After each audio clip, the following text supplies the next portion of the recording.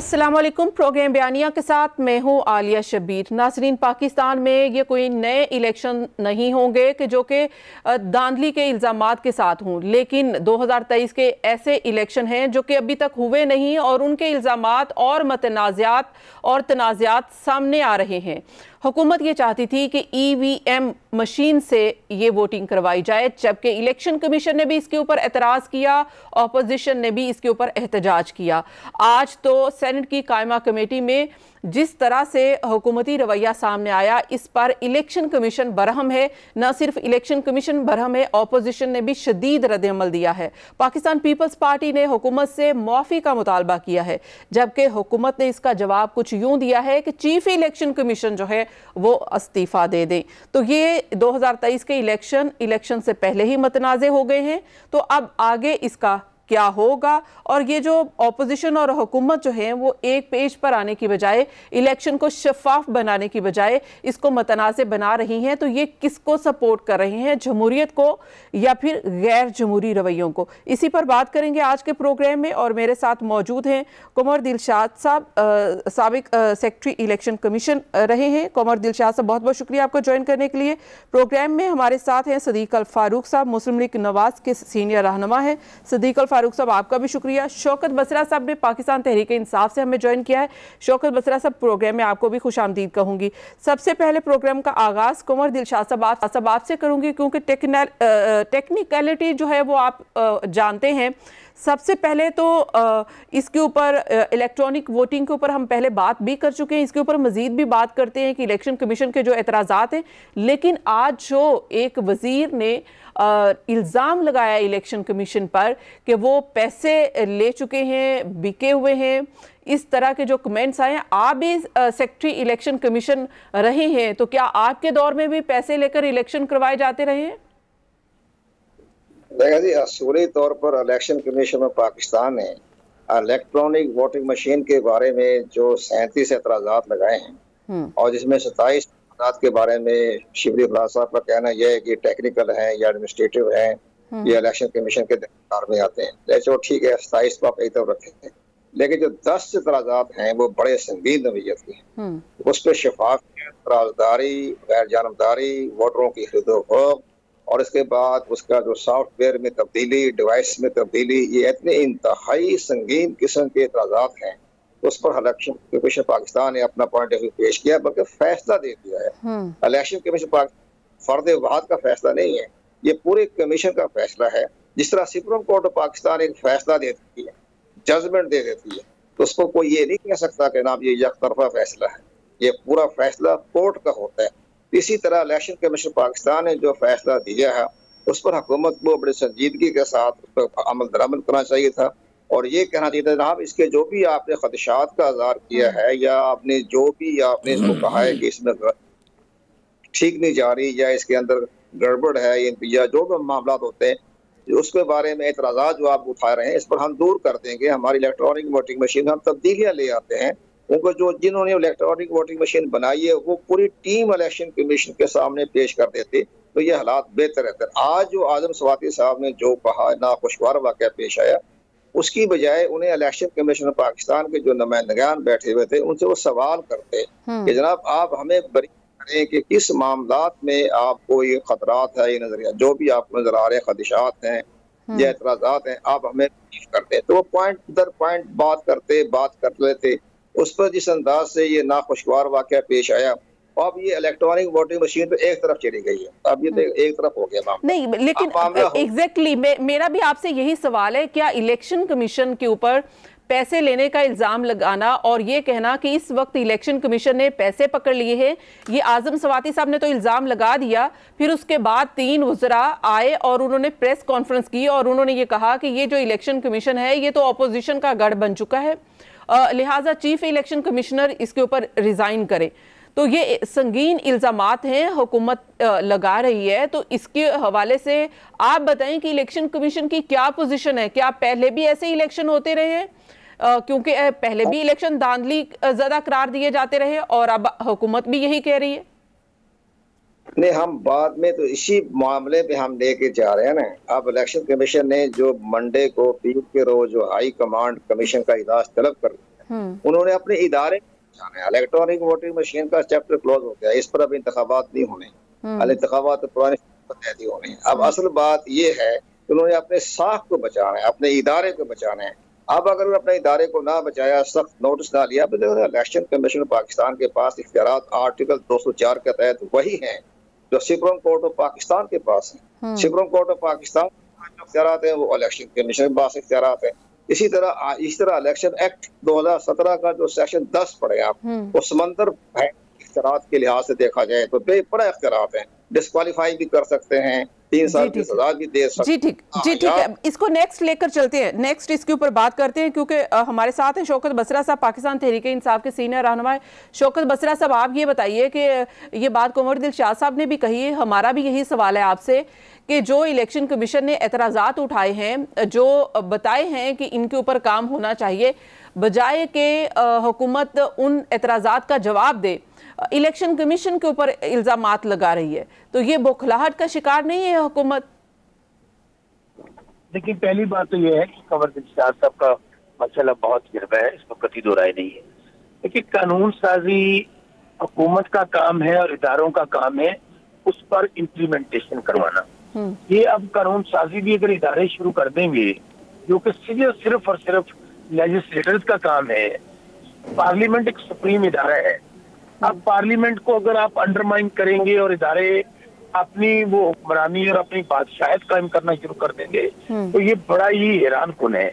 और दूसरी बात ये है कि हम क्या रहे हैं, क्या हम अपने लिए फेवर चाह रहे हैं?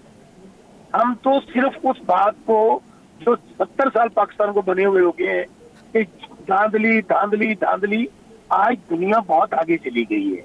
आज वो दुनिया जो एडवांस कंट्रीज हैं, जिनकी तरह हम देखते हैं कि जमहूरियत है, अमेरिका के अंदर है, यूके के अंदर है, ममालिक, वो क्या इस्तेमाल कर रहे हैं? कभी उनकी तरफ से उंगली उठी है?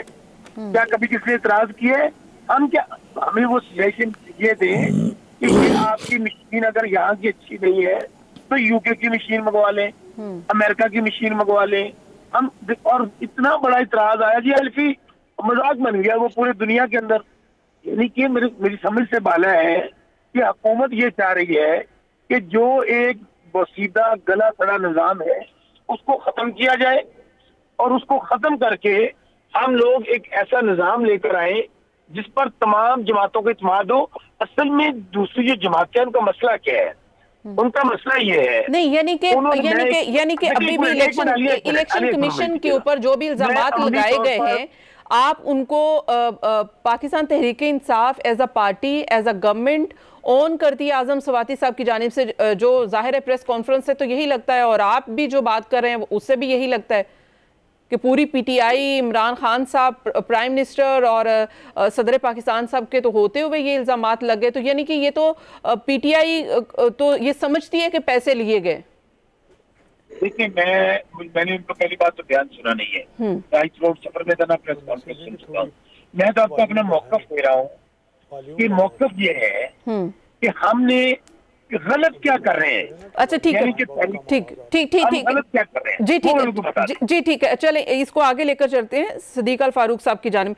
सदीक अल फारूक साहब, आपकी तो तहरीक PMLN की ये तहरीक जो है वो तो यही है, जमहूर की आवाज़ है, वोट को इज्जत दो के लिए ही आपने ये नारा लगाया। आज अगर शफाफ इलेक्शन करवाने के लिए अगर हुकूमत चाहती है कि साथ बैठे, तो उसके ऊपर एतराज़ उठाए जा रहे हैं, क्या ये गलत नहीं है? बसरा साहब भी सही कह रहे हैं कि पार्लियामेंट का काम है लेजिस्लेशन करना, और आप ये कहते हैं कि पार्लियामेंट को मजबूत करना चाहिए। आज़ादाना, मुनसिफाना और शफाफ इलेक्शन होने चाहिए, यही आईनी जिम्मेदारी है इलेक्शन कमीशन की। लेकिन इसमें तमाम स्टेक होल्डर्स हैं और इलेक्शन कमीशन ने अपने 35 एतराज़ात इस वोटिंग मशीन, जो इलेक्ट्रॉनिक वोटिंग मशीन है, उसके बारे में हुकूमत को दे दिए हैं। दुनिया के 2% से ज़्यादा मुल्क नहीं हैं जिनमें इलेक्ट्रॉनिक मशीन के ज़रिए वोटिंग हो रही है। यूरोपियन यूनियन ने भी इंट्रोड्यूस किया, लेकिन उन्होंने देखा कि इन मशीनों के ज़रिए से आज़ादाना और मुनसिफाना इंतखाबात राजदारी के तकाज़े पूरे करते हुए मुनक़िद नहीं किए जा सकते। उन्होंने मुस्तरद कर दिया, ख़त्म कर दिया। तो मैं ये अर्ज़ कर रहा हूँ कि उसमें जो जिम्मेदारी इलेक्शन कराने की है एक आइनी इदारे की, इस हुकूमत को, वफाकी हुकूमत को, और वफाकी काबीना जो है वो वफाकी हुकूमत ही कहलाती है, उसके एक रुकन आज़म स्वाति को ये हक़ किसने दिया है कि वो एक आइनी इदारे को कहे आग लगा देंगे और पैसे पकड़े हैं और फिर कुछ वफाकी वज़ीर आ जाएं और उसको सपोर्ट करें। 7 एंटी टेररिस्ट एक्ट के तहत आज़म स्वाति के ऊपर मुकदमा बनता है और जिन वज़रा ने प्रेस कॉन्फ्रेंस करके समेत फवाद चौधरी के उसको सपोर्ट किया है, अबेटमेंट में वो आते हैं। और अगर इमरान खान बतौर वज़ीर आज़म इनके खिलाफ एक्शन नहीं लेते तो उन पर भी ये मुकदमा बनता है। ये तो 7 एंटी टेररिस्ट एक्ट है। हमारे सिस्टम में हमारे सिस्टम में इतनी जान है कि हम ऐसे ही अलग कानून जी। लिहाजा ये जो एक आइनी इदारा जिसका एक अदलिया का जो है वो स्टेटस भी है, उसके खिलाफ ये जो इन्होंने मुहिम शुरू की है, इस पर कानूनी कार्रवाई होनी चाहिए। एक बात मैं कह दूं कि जब तक इलेक्शन कमीशन आइन और कानून के मुताबिक किरदार अदा करता रहेगा, कोई माई का लाल उसको ना मुतनाज़ा बना सकता है ना उसका बाल बीका कर सकता है। लेकिन सिद्दीक फारूक साहब, एक पॉइंट तो ये है ना कि आप भी चाहते हैं पार्लियामेंट जो है वो मजबूत हो, लेजिस्लेशन पार्लियामेंट में होनी चाहिए, तो यही पीटीआई कहती है कि एटलीस्ट इलेक्शन कमीशन हो या कोई भी इदारा हो तो लेजिस्लेशन का हक तो पार्लियामेंट को होना चाहिए। तो इलेक्शन कमीशन ने कब कहा है कि आप लेजिस्लेशन न करें? वो कहते हैं कि ये साइड ले लेना, ऑपोजिशन की साइड पुलिस है, फर्ज करें जी, पुलिस फोर्स है, एक लम्हा आप पुलिस फोर्स के लिए बंदूक लेते हैं, वो बताते हैं कि जनाब ये बंदूक फील्ड में वो टेस्ट करते हैं, काम की नहीं है। वो बताते हैं कि इसमें ये नकाइस हैं। वो बताते हैं कि अगर इस वक्त इस सूरत में आप हमें ये बंदूकें दे रहे हैं, इसके लिए तरबियत की भी ज़रूरत है। जो बंदूक आप दे रहे हैं दुनिया भर में उसे इस्तेमाल नहीं किया जा रहा, इस्तेमाल करने वाले लोगों ने भी मुस्तरद कर दी है, ख़त्म कर दी है। ये उन्होंने जो 35 एतराज़ात सामने रखे हैं उनको एड्रेस करें।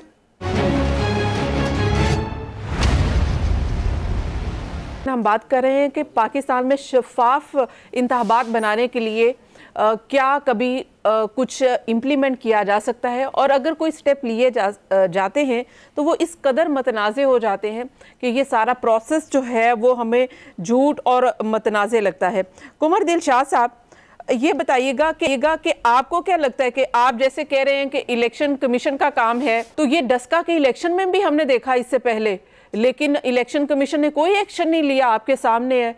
अब आज अगर इल्ज़ामात आज़म स्वाति साहब ने लगाए हैं और उसके बाद 3 वज़रा ने प्रेस कॉन्फ्रेंस कर दी है, तो ये कोई नई बात नहीं है, इससे पहले भी ऐसा होता रहा है। तो यानी कि हमारे इदारे इतने इंडिपेंडेंट और इतने स्ट्रॉन्ग नहीं है, दबाव में आते हैं और दबाव में लाए जाते हैं, चाहे वो अपोजिशन हो या फिर हुकूमत हो।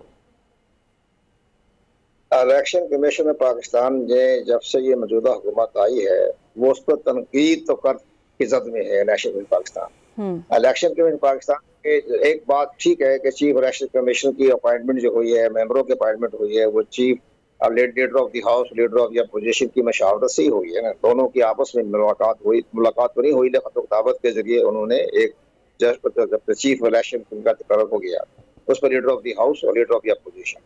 लेकिन इसके साथ साथ जब आगे हम बात बढ़ते हैं, मामला आगे तक चले गए, आपको बड़ी हैरानगी होगी कि आज से तकरीबन 1.5 साल पहले वजीर आजम इमरान खान साहब ने सिकंदर सुल्तान राजा की बड़ी तारीफ की।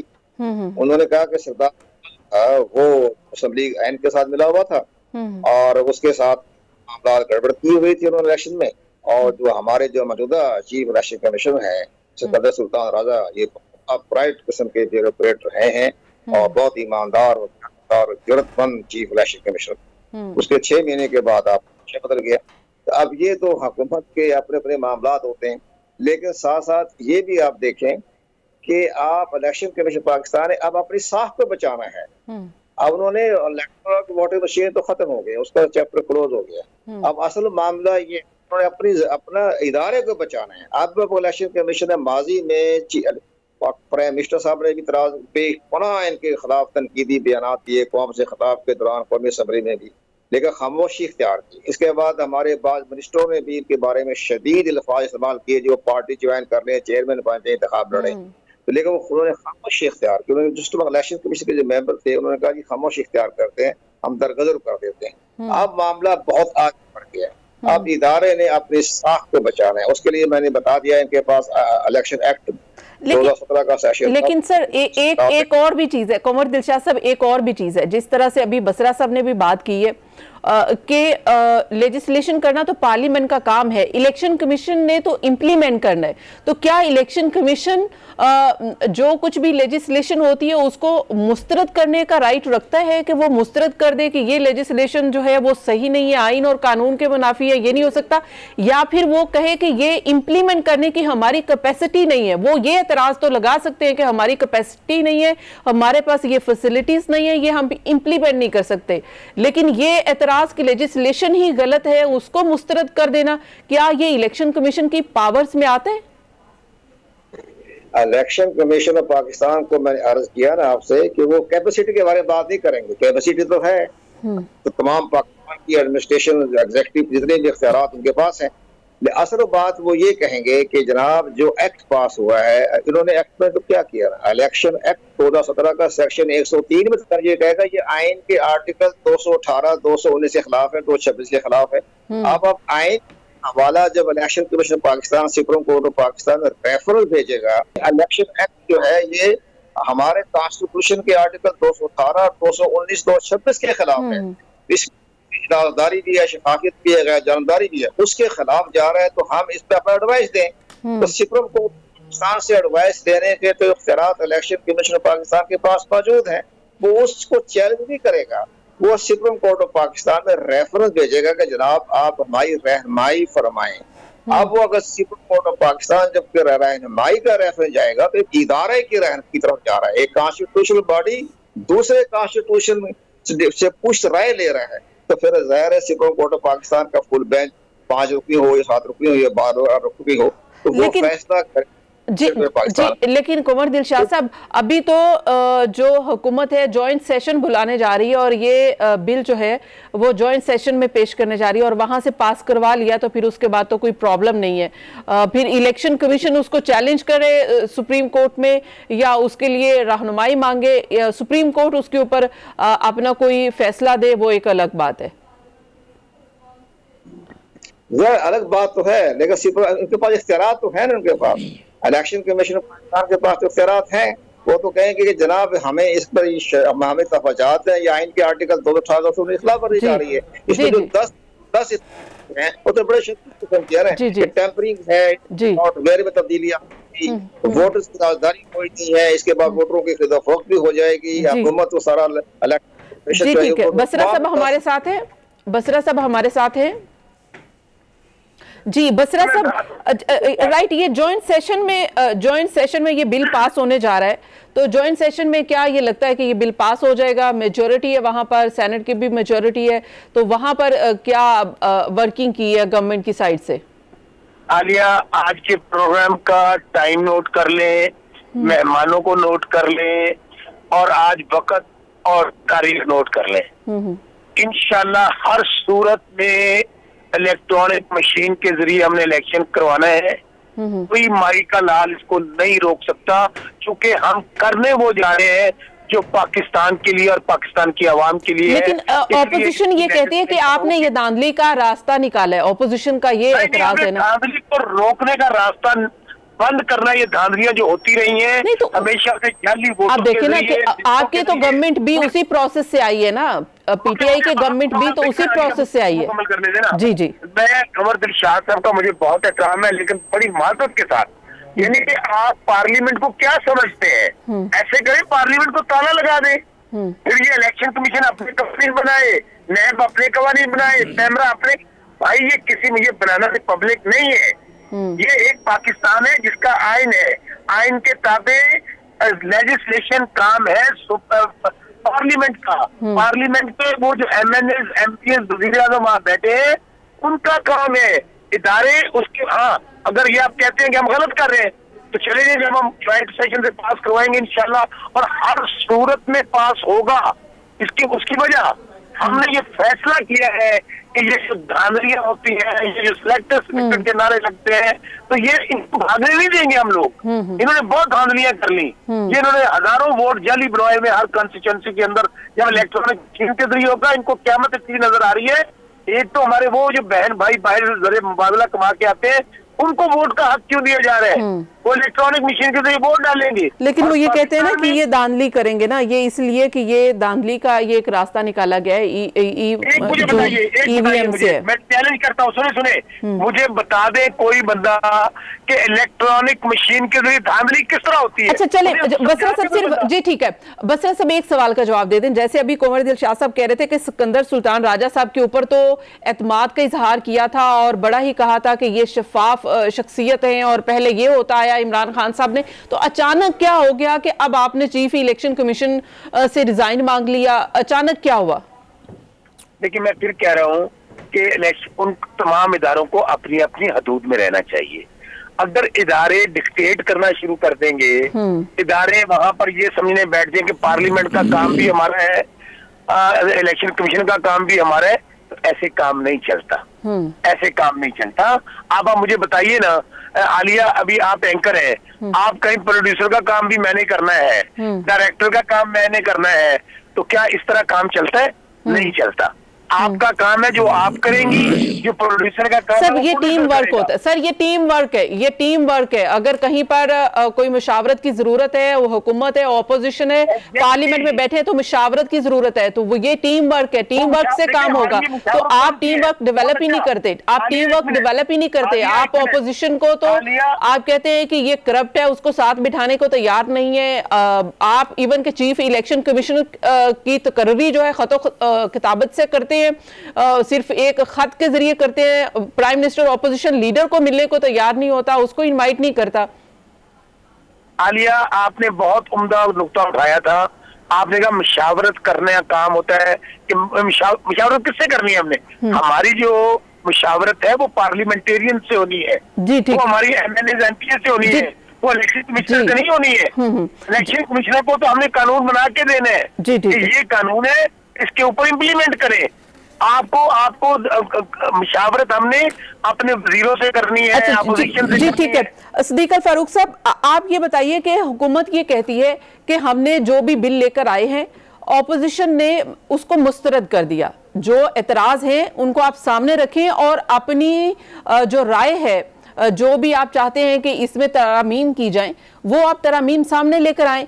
लेकिन मुस्तरद कर देना तो सही नहीं है। आप भी शफाफ इलेक्शन चाहते हैं, तो फिर मेरे ख्याल में ये हुकूमत का नुक्ता तो दुरुस्त है कि आप अपना मशवरा दें, अपनी राय दें, जो आप चाहते हैं अमेंडमेंट हो, वो अमेंडमेंट के लिए अपने पॉइंट्स दें। देखिए पहली बात तो ये है कि जो इंतखाब में राजदारी, कॉन्फिडेंशियलिटी है, इंडिपेंडेंट इलेक्शन फ्री फेयर होने हैं, वो आइन का हिस्सा है। और लेजिस्लेशन या कानून साजी आइन के आर्टिकल से मुतसादिम नहीं हो सकती। अगर आप ये कहें कि हम जो कानून बनाने जा रहे हैं वो हो मुतसादिम, उसमें राजदारी लीक होती है तो हो, लेकिन हम यही कानून बनाएंगे। और शौकत बसरा साहब बैठ के या इनके और पार्टी के लीडर का ही नहीं, बस हम कानून साजी हमारा हक है। कानून साजी पार्लियामेंट का हक है, लेकिन आइन के खिलाफ कानून साजी आपका हक नहीं है। अगर आइन के खिलाफ कानून साजी करेगी पार्लियामेंट तो वो चैलेंज होगी, और इंटरप्रिटेशन जो है आइन की वो सुप्रीम कोर्ट का हक है। और ये देखना कि ये आइन के मुताबिक काम हो सकता है या नहीं हो सकता, वो इलेक्शन कमीशन का हक है। तो इसको उलझाना और बातें करना ये गलत है। दूसरी बात, एक लम्हा आपने ये कहा कि जी ये इस तरह की धमकियां तो देते हैं, ये तो होता रहता है, या किसी और ने कहा अगर जुर्म हो, एक कत्ल हुआ, दूसरा हुआ, तीसरा हुआ, चोरी हुई, कि जी मुसलसल हो रही है, तो क्या उससे वो जुर्म जो है वो कानूनी बन जाता है?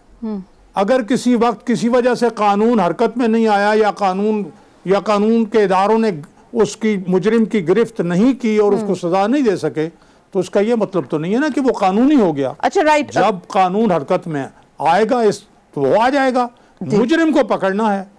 तो इंतखाबात, एक और सवाल ये है कि 2018 के इंतखाबात में पीटीआई वाले दावा करते हैं कि वो मेजॉरिटी लेकर आए हैं, तो फिर उसी पुराने निज़ाम के तहत आप आए हैं ना मेजॉरिटी लेकर, अगर आपकी मेजॉरिटी है। राइट, लेकिन सर तो दूसरी तरफ आप भी पुराने निजाम के खिलाफ है ना, आप भी तो कहते हैं पुराने निजाम में धांधली करके ये आए हैं, इनको ये सिलेक्टर है, इनको लाया गया। यहाँ पे ब्रेक शामिल करनी है, बात करते हैं एक ब्रेक के बाद की पहुंची।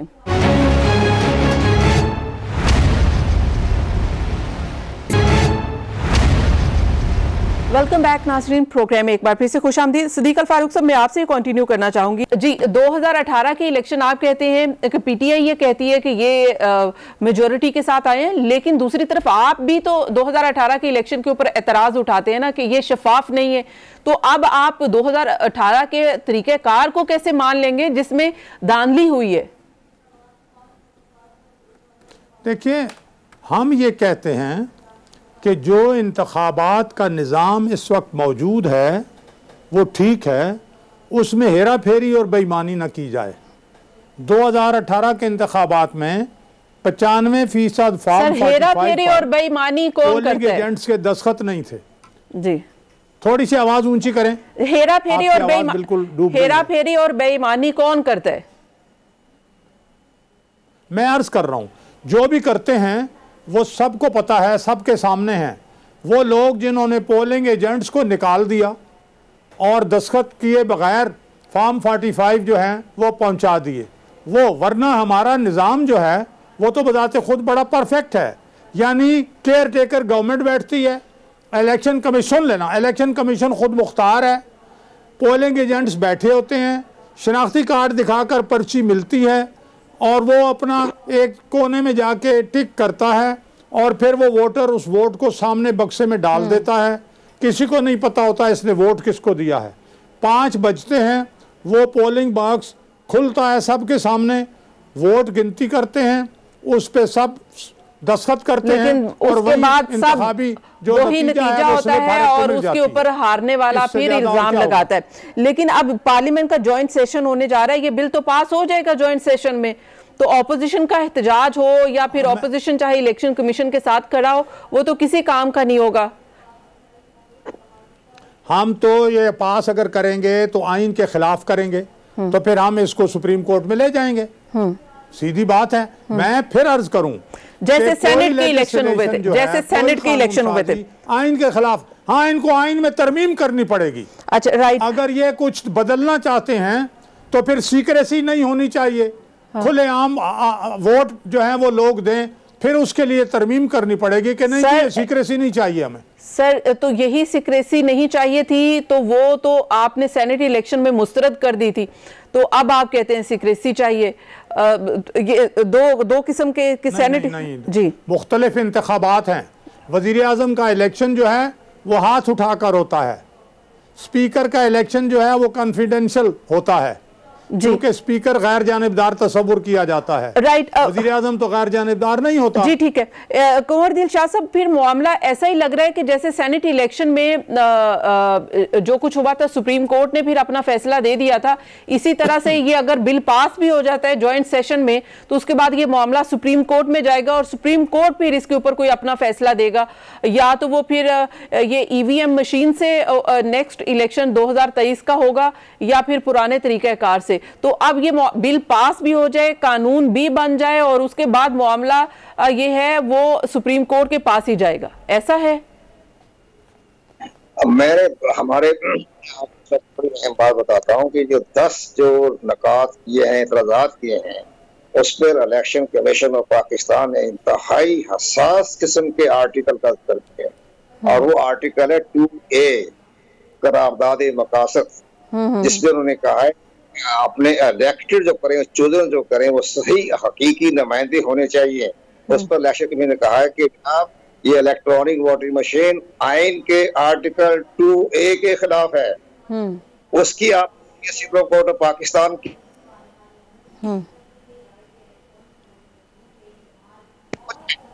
कानून साजी करना हमारी पार्लियामेंट का हक है, पार्लियामेंट कर सकता है। मैं कभी इलेक्शन पार्लियामेंट को बालादस्त नहीं देता, और इदारा है जैसे सुप्रीम कोर्ट है, इलेक्शन कमीशन पाकिस्तान है, पार्लियामेंट भी एक इदारा है, तो बालादस्ती कहाँ से आ गई?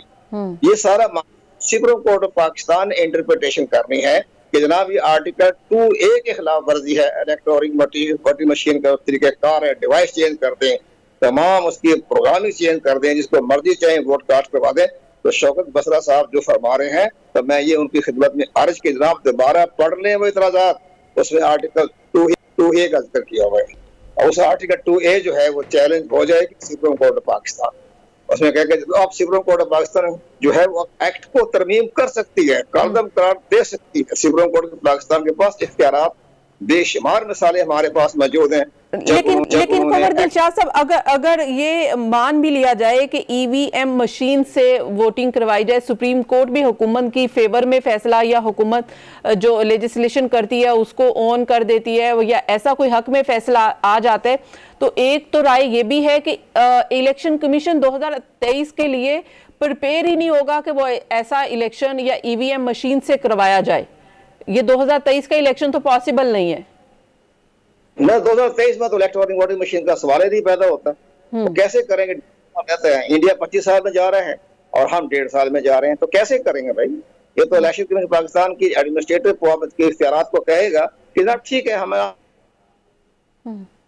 राइट बसरा साहब, ये एक टेक्निकल भी पॉइंट है। ठीक है, आप लेजिस्लेशन कर लेते हैं पार्लियामेंट में मेजोरिटी से, आपका राइट है, लेकिन दूसरी तरफ अगर देखें कि आप ये कहते हैं कि 2023 का इलेक्शन आप हर हाल में बाय हुक और बाय क्रुक करवाएंगे, तो वो ईवीएम मशीन से तो होता हुआ पॉसिबल नजर नहीं आ रहा। चाहे इलेक्शन कमीशन का एतराज भी आप इग्नोर करें, ऑपोजिशन का एहतजाज भी इग्नोर करें, सुप्रीम कोर्ट भी आपके बिल के साथ खड़ी हो जाए, फिर भी प्रैक्टिकली मुमकिन नहीं है 2023 का इलेक्शन करवाना। तो क्या इतनी हुकूमत की तैयारी है कि वो ये सारे सोर्सेज रिसोर्सेज ऑन कर सके? आलिया, कोई गैर आईनी काम नहीं करेंगे, जो काम करेंगे आइन ने जो हमें बताया उसके अंदर करेंगे, नंबर 1। नंबर 2, मैं वो कहता ना, आप ही अपनी अदाओं पे जरा गौर करें, हम कुछ कहेंगे तो शिकायत होगी। एक तरफ कहते हैं धांधली और सिलेक्टेड होता है, इसे जो तरीकाकार मौजूदा है इसके लिए सिलेक्टेड होते हैं लोग, सिलेक्शन होती है और लोग वोटरों को बाहर निकाल दिया जाता है, वो बे फॉर्म नहीं दिया जाता है, 45 फॉर्म नहीं दिया जाता, और दूसरी तरफ कहते हैं कि आप ईवीएम वाला काम ना करें। और दूसरी बात फिर मैं कह रहा हूँ, मैं साहब की इस बात को आगे बढ़ाते हुए, अगर भाई हम कोई गैर कानूनी काम करेंगे तो सुप्रीम कोर्ट मौजूद है ना, चाहे इलेक्शन कमीशन भी जाए, अपोजिशन भी जाए, जो सुप्रीम कोर्ट फैसला करेगी हमारी सारा आंखों पे। और दूसरी बात जो आप कह रही हैं कि ये मुमकिन नजर नहीं आता, आपकी बात से सरीहन इख्तिलाफ करता हूँ। जब हम लेजिस्लेशन करेंगे आइन के ताबे, और क्या मैं अपनी जात के लिए कर रहे हैं या इमरान खान के लिए कर रहे हैं, ये वो इंटरनेशनल ईवीएम मशीन है जो आज जहाँ पे जमहूरियत है। मैं फिर कहता हूँ, हम क्या बड़े जमहूरियत की मिसालें देते हैं, अमेरिका की, यूके की, हम अपने देते हैं यूरोप की। यूके में तो अभी भी बैलेट पेपर यूज होता है ना। जी ठीक है, जी ठीक है। सदीक अल फारूक साहब, क्योंकि मेरे पास वक्त कम है, मैं चाहूंगी कि लास्ट पे आप फरमा दीजिएगा कि कुछ ये भी खबरें हैं कि नवाज शरीफ साहब वापस आ रहे हैं, और सियासत में ये भी कहा जा रहा है कि दूसरी तरफ PMLN को लाया जा रहा है, या PMLN ये कहती है कि बिलावल भुट्टो को लाया जा रहा है। तो ये एक दूसरे को जो लाने वाले हैं या जो लाया जा रहा है, ये इसके ऊपर सियासत क्यों हो रही है?